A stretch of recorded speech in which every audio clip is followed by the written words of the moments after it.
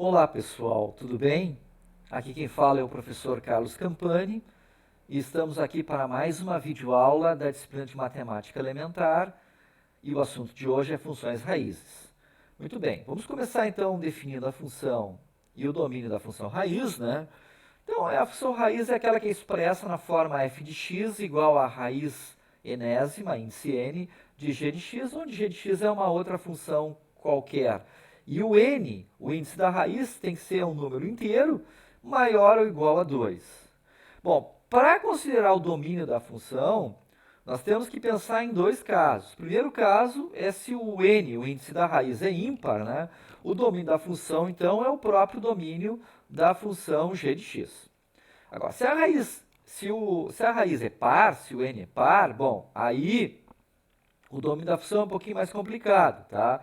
Os elementos que formam o domínio, os x reais que pertencem ao domínio da função f, são aqueles x que pertencem ao domínio da função g e, ao mesmo tempo, a imagem da g para esse x tem que ser maior ou igual a zero, porque não existe raiz, tá, de índice par de número negativo. Tá? Então, além do domínio da g, temos que considerar a imagem da g, que ela não pode ser negativa, porque eu não posso tirar a raiz quadrada índice par de um número negativo. Bom, quanto à imagem, é um pouquinho mais complicado, né? O que a gente pode afirmar com certeza é que se n é par, os valores da função são sempre positivos.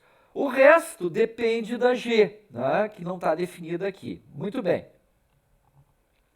Dito isso, então, definida a função raiz, seu domínio, né, vamos para exemplos e construção do gráfico da função. Né? O primeiro exemplo, então, é a função f de x igual a raiz quadrada de x, né, índice 2, n igual a 2. A gente já tinha falado sobre essa função, tínhamos mostrado em alguma outra videoaula anterior o gráfico, né? Então, essa função aí, nós temos o domínio dela, esse intervalo aqui, né? Fechado zero, aberto mais infinito, né? Obviamente, exclui-se os números negativos, porque não pode haver raiz quadrada de número negativo. E a imagem nós podemos extrair facilmente desse gráfico, né? A imagem da f também é intervalo fechado zero, aberto mais infinito, né? Por quê? Porque a raiz quadrada não pode resultar em número negativo, né? Então tá, vamos então para o segundo exemplo. Agora, um exemplo com um índice ímpar. Então, f de x igual a raiz cúbica de x, né?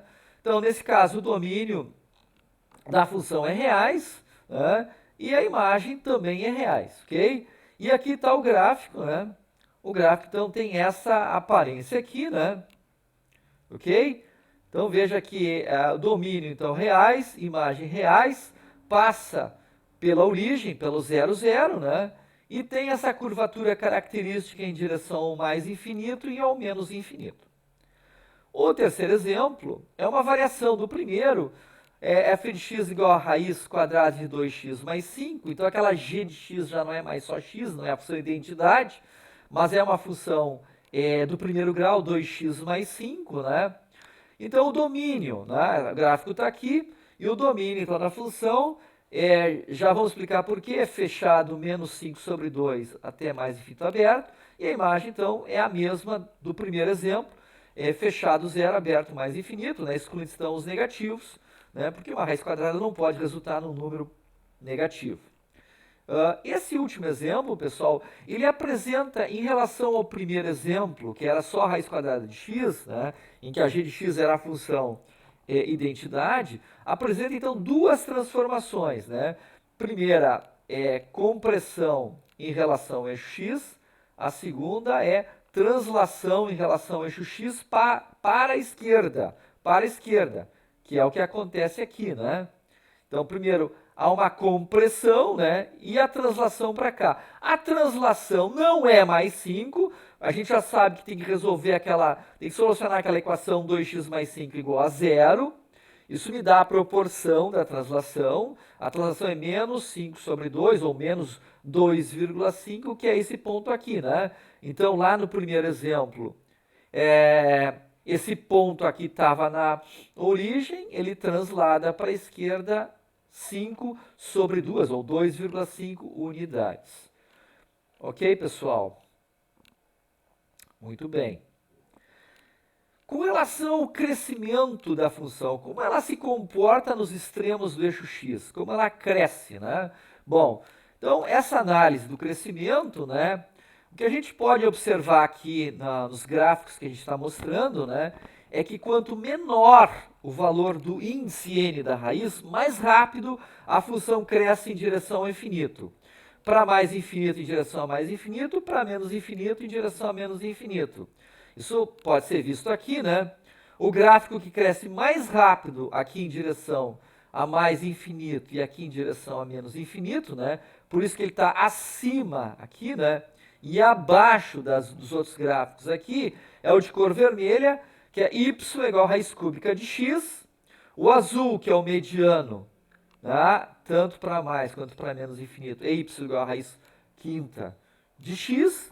E o verde, que é o que cresce mais lentamente em relação a mais infinito e menos infinito, é y igual a raiz sétima de x. Então, quanto maior o índice da raiz, mais lentamente a função cresce em relação, em direção ao infinito. Quanto menor o índice da raiz, mais rápido a função cresce, ok?